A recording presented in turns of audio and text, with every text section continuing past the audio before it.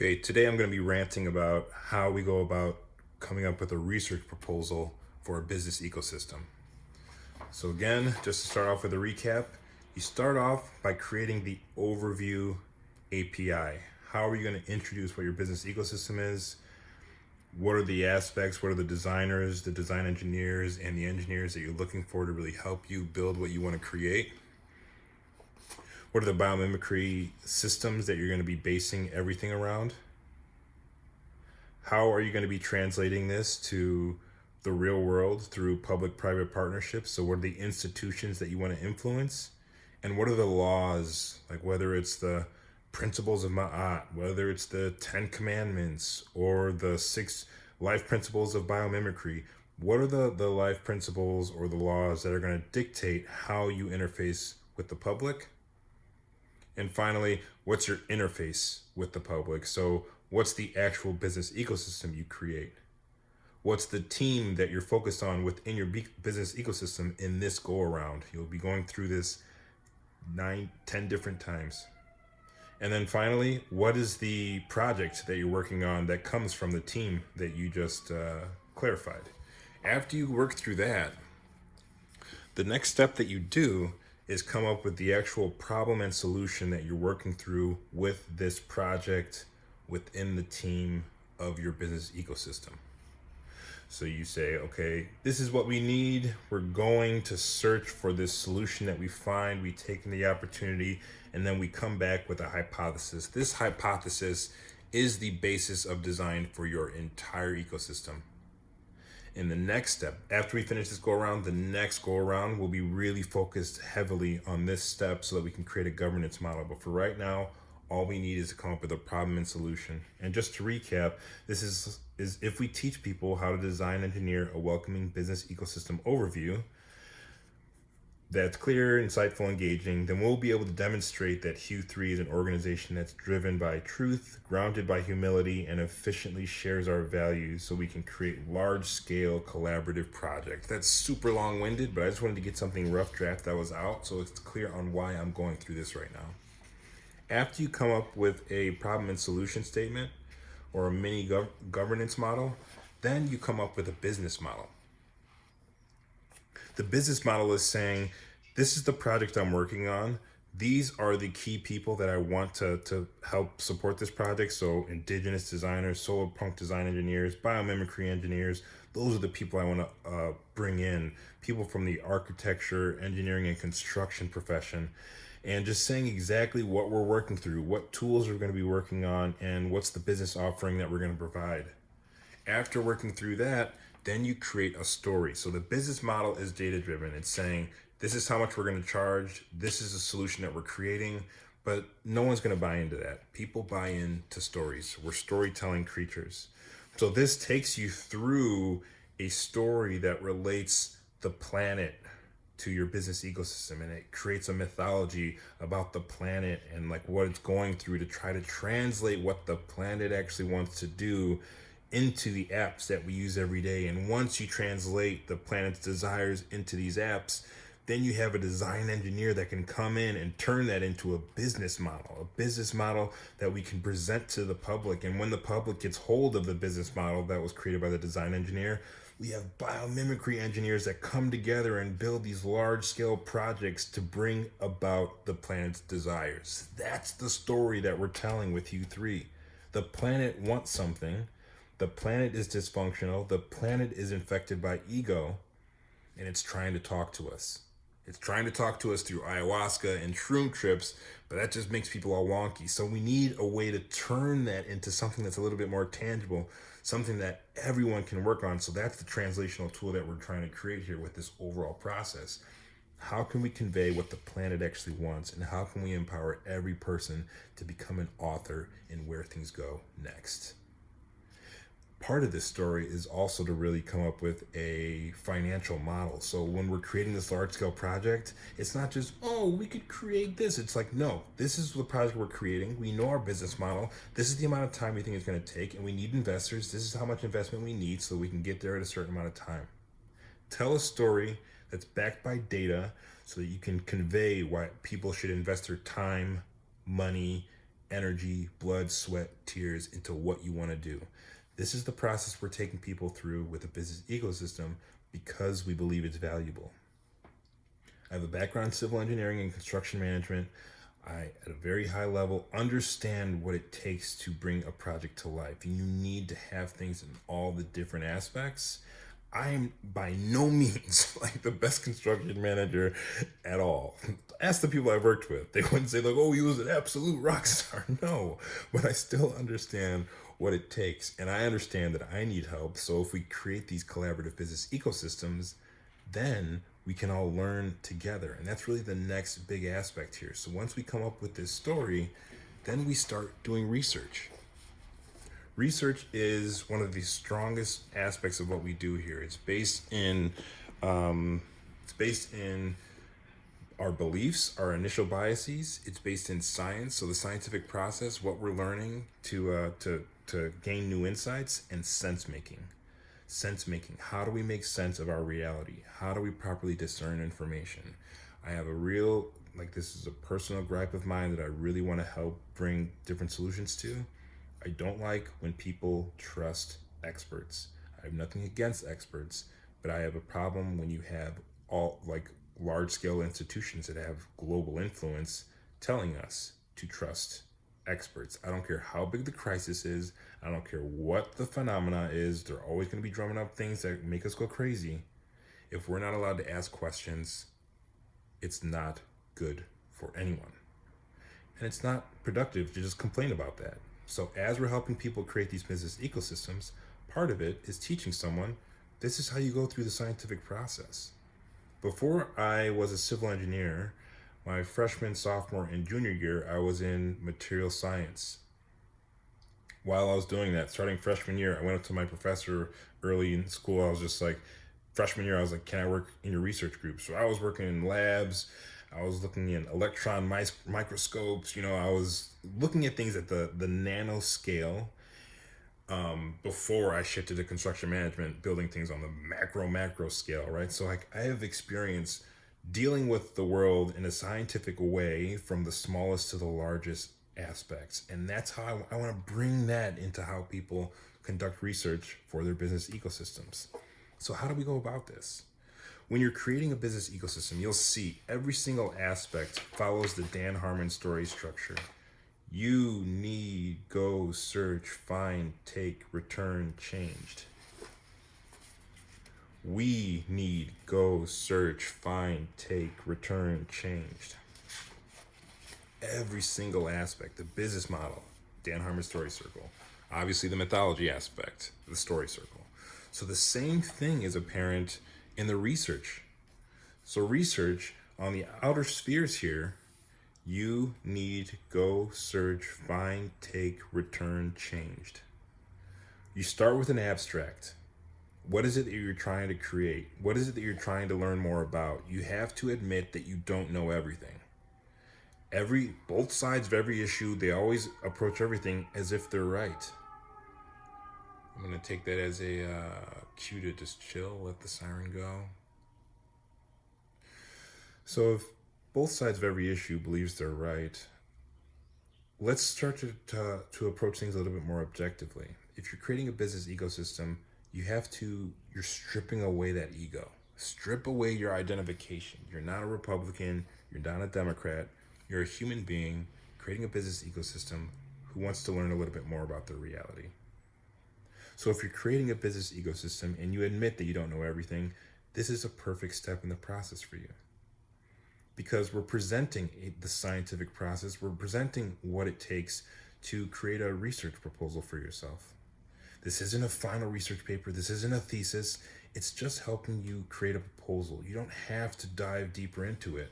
All you need to know is that it's valuable to know how to research, it's valuable to know how to organize your information so that you can add more value to what you want to create. This outline comes from a video I found on YouTube, How to Write a Strong Research Proposal by Dr. Amina Yonis. I don't know if I'm pronouncing that right. And I think one of the key things that she stated, which really resonated, was without a proposal, there is no plan. And without a plan, there is no project. If you're creating a business ecosystem and you're not creating a research proposal for yourself, if you're not showing, if you're not being clear that you're not a know-it-all expert, if you're not being clear that there are things you still need to learn, within OS3, you are not going to have like the verification or the qualifications that people are going to want to value. If you're creating a business ecosystem, this is a crucial step. So you come up with some different search terms. Based on where we started, my search terms were API, storytelling, education, public-private partnerships, business ecosystems, construction, building information modeling, onboarding, biomimicry. And the idea is you're bringing all these different insights together, right? Like polymaths are able to bring in all these different insights. Polymath is just a fancy way to say a design engineer. And a design engineer, from my perspective, is every single human. Every single human is a polymath. And this is a process that I want to help people realize that through. I want people to bring together, provide new insights to various fields to show the value of your business ecosystem. And there's a way to do that in a systematic way. The scientific process is a beautiful thing. It is a beautiful thing. But I'm gonna keep saying this, but it is not something to be trusted. The scientific process is something to be practiced. And that's what this is for. So let's break it down.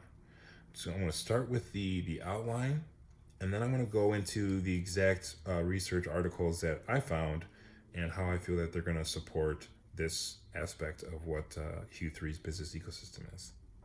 So you start off with U is the abstract. It's how you introduce the main characters.